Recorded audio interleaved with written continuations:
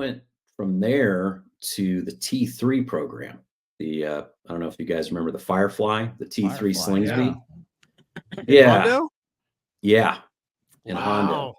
Okay. And so that was the one where they lost 6 guys in that thing up at the Air Force Academy. Ooh. And so we were flying it. We started flying that as all that had just happened.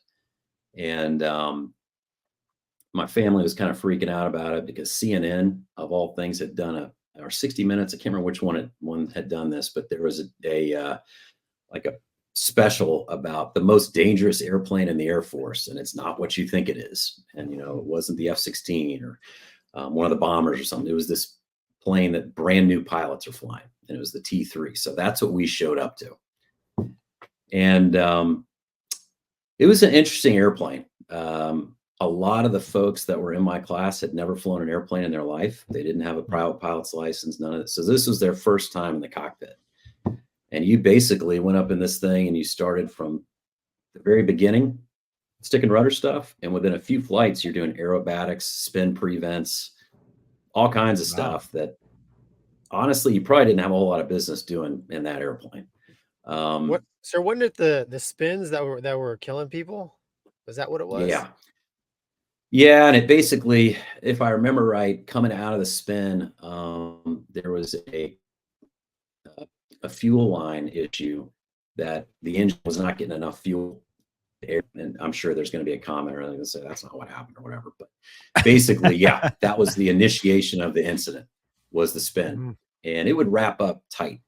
And so they showed you a video before you went up for your first spin prevent, and this thing entered spins violently. It would go into the stall and then it would cartwheel. And when it would come out of the cartwheel, of course, it would be nose down and start into the prevent and then wrap up within just a couple rotations into a fully developed spin. And it was hard to get it out of that once you got it in. And that's where, we lost a bunch of people. So the first one of those, I went up, and the instructor demos it. You watch this video, and now you're like, this is all in your head. 6 people died. Now you're going up to do this thing, and it's like, I'm not learning anything at this point. I just want to live after this event. Land and live. Land and That's live. it, man.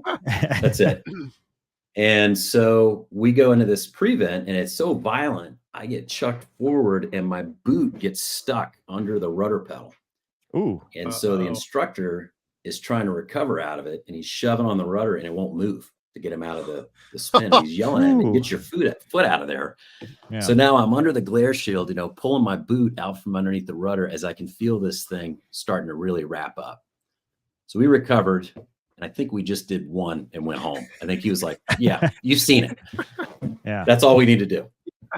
So we fly back and land. And when we landed and taxied in, we were the last airplane to land.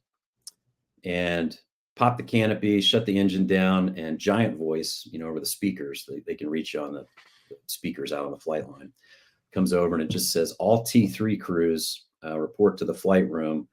T-3 program has been canceled. And while you were there. Yeah. So I don't know if this is true or not. The Academy was not flying and we were, and I was the last guy to taxi in. So in my mind, I'm the last student pilot to fly the T-3, and I did not have a very good time that flight. Let's put it that way. So I get out of the airplane. I'm like, what the heck's going on? And an Academy airplane had another engine failure, and they dead sticked it in and survived. And that had happened that day. And so shut the program down. They said, we don't know what we're going to do. So we were kind of on hold for, I think it was like 6 or 7 weeks. I actually went back to McGuire and waited there. And then what they said was, anyone who has a pilot's license, you're going to go to your class at Laughlin right now. Pack it up and go. And so all of us that had private pilot's licenses left, and we got down there. And en route, they then said, you know what? Everybody's going. Whether you've flown an airplane or not, you're going to pilot training. We used to do it this way. We're going old school, and good luck. And so when I got down there, my seatmate, he'd never flown an airplane in his life, and did amazing, And so it was kind of an odd way to get down there, though, because we were the first class that happened to.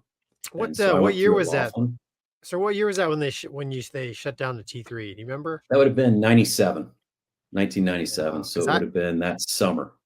yeah, because I was flying out of Hondo. That's how I know about the T3s in 2001, and they were still there. Yeah. All They were parts of just it, all those were part. Bettmans. Yes, I did- exactly. Did Yeah. you wear a parachute? Were you like did. wearing like a did. the tweet style, like the backpack, the big Yep. I would phrase it more, it was wearing me. I don't the really 50-pound neck breaker? I don't really think there was going to be much that happened with that thing. On my account, I just thought, well, I'm doing it because they told me, but I don't think this is probably going to work out well if I have to jump out of this thing. But yeah, they sat there for, I can't remember how long it took Years. until they finally, but it was after 01. I think it was like mid early 2000, like 2003, 4, somewhere in Yeah. there. I think they were scrapped selling them. them. No, they were selling them. I Did think they some sell people 'em? were buying them. Yeah. Yeah, I don't know. I know it had to get that fuel line fixed. That was a big thing if they were going to sell them. But and it was, without that, and obviously the fact that the part that bothered me with it was I'd got my private pilot's license, and so I had some basic stick and rudder things, and I felt like that was what we should be focusing on for everybody who had never flown an airplane before. And I'd flown gliders too. And anybody that's looking at going flying, I would start with gliders, learning that really basic stick and rudder stuff. That helped me and has helped me in emergencies and things like that more than almost anything else, is just understanding that basic physics. And so if I were going to pick a program, I'd start everybody in gliders and then move up from there, because you will learn a tremendous amount about how airplanes fly by flying gliders. And it's not easy. I mean, those are challenging programs too. But yeah, so that's how I ended up down there. And I think they actually did destroy those airplanes. Yeah, I think Doug has because of what corrected me happened. that they were destroyed and not sold. Only the T-41 was sold.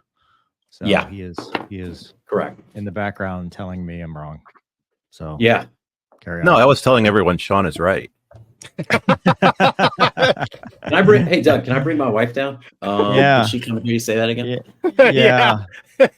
I'll take it. I'm so rarely right. I'll take it anywhere I can get it. So, I'll take that. Sir, here you're always right. Yeah, that's correct. You're always welcome here on the Mover and Gonky show.